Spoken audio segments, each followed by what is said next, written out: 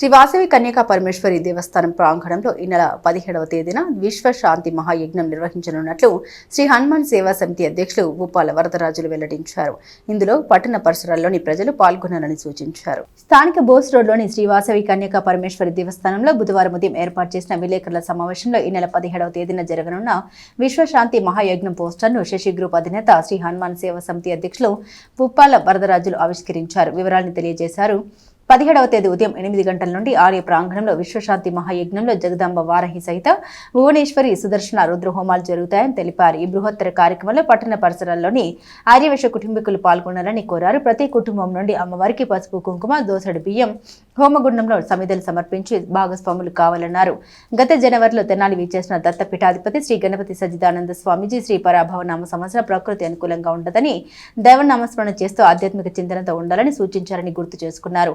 అందుచేతనే పట్టణ ప్రజలంతా ఆరోగ్యంతో ఆనందంతో ఉండాలన్న భావనతో రాష్ట్రంలోని ప్రత్యేకమైన ఆధ్యాత్మిక కేంద్రంగా విలసిల్లుతున్న శ్రీ వాసవి దేవస్థానంలో విశ్వశాంతి మహాయజ్ఞం తలపెట్టినట్లు తెలిపారు. గతంలో 1,00,000 మందితో సామూహిక హనుమాన్ చాలీసాను నిర్వహించి గిన్నిస్ బుక్ లో నమోదైనట్లు గుర్తు చేశారు. ఈ కలియుగంలో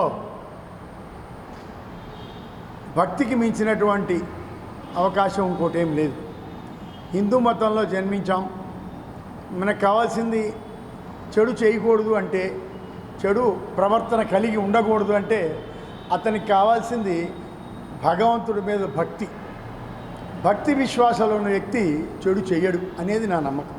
పరాభవనామ సంవత్సరంలో మన జనవరిలో మా గురుగారు శ్రీ గణపతి సత్యనారాయణ స్వామి గారు పెదరావూరు ఇచ్చేసినప్పుడు వారు చెప్పడం జరిగింది, రాబోయే ఈ సంవత్సరం అంతా కూడా ప్రజలకు కానీ ప్రభుత్వానికి కానీ ప్రపంచం అంతా కూడా ఈ సునామీలు, యుద్ధాలు అల్లకల్లోగా ఉంటుంది.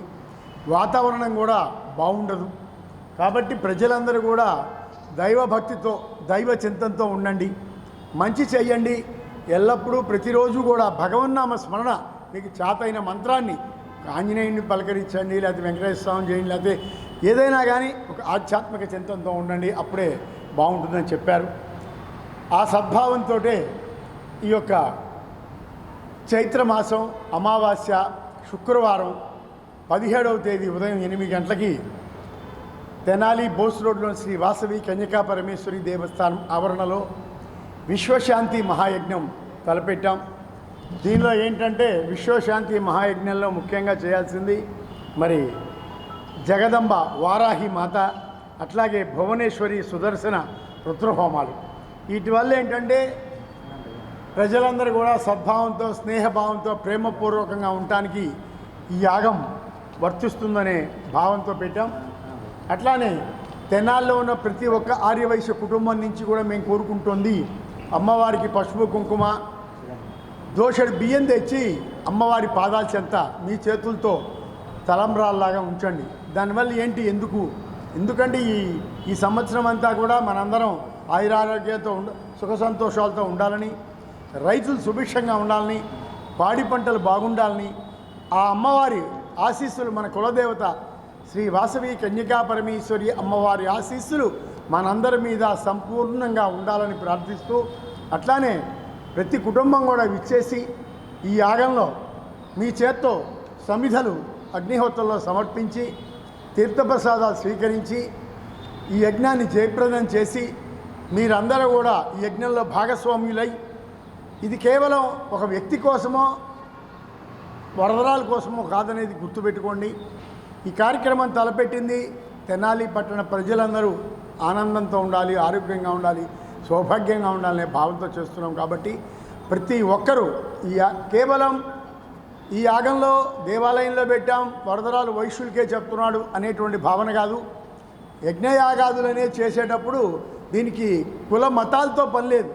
మరి గురువుగారు హనుమాన్ చాలీసా పారాయణ చేస్తే మరి ముస్లింస్ ఏంటి, క్రిస్టియన్స్ కూడా వచ్చారు. ఫ్రాంక్ ఆయన 1,00,000 మందితో హనుమాన్ చాలీసా పారాయణ, ఆ 1,00,000 గొంతులు నాసా వాళ్ళతో మాట్లాడి శాటిలైట్ ఉపగ్రహంలో ఉంచారు. దాని నిమిత్తం మమ్మల్ని అందరినీ 1,00,000 గొంతులు చాలీసా పారాయణ చేయించి అవి పంపమన్నారు. దానికి ఒక టీం వర్క్ చేసి మరి అందరితో స్కూల్స్కి వెళ్ళి ప్రతి స్కూల్లో కూడా పిల్లలతో పాడించాం. నేను కొన్ని స్కూల్స్కి వెళ్తే నిజంగా ఆ రోజు చాలా ముస్లిం పిల్లలు కూడా ఆడపిల్లలు కూడా చక్కగా పాడారు. అమ్మ బొట్టు పెడతాను, స్వామివారి శాలువా వేస్తానంటే కూడా అట్లాగే అంకుల్ అన్నారు, అట్లాగే తాతయ్య అన్నారు. అంటే ఇక్కడ భావన మతం కులం ఏదనేది కాదు, కేవలం సద్భావన, సద్భవతి, స్నేహం, ప్రేమ, దీంతో జీవించండి, అందరం బాగుండాలి, అందులో మనం ఉండాలి అనేటువంటి భావంతోనే ఈ కార్యక్రమం చేస్తున్నాం. కాబట్టి ప్రతి ఒక్కరూ ఈ కార్యక్రమంలో పాల్గొని దయచేసి ఈ కార్యక్రమాన్ని జయప్రదం చేసి ఈ పరాభవనామ సంవత్సరం అంతా అంటే రాబోయే 27 ఏప్రిల్ వరకు మనందరం ఆనందదాయకంగా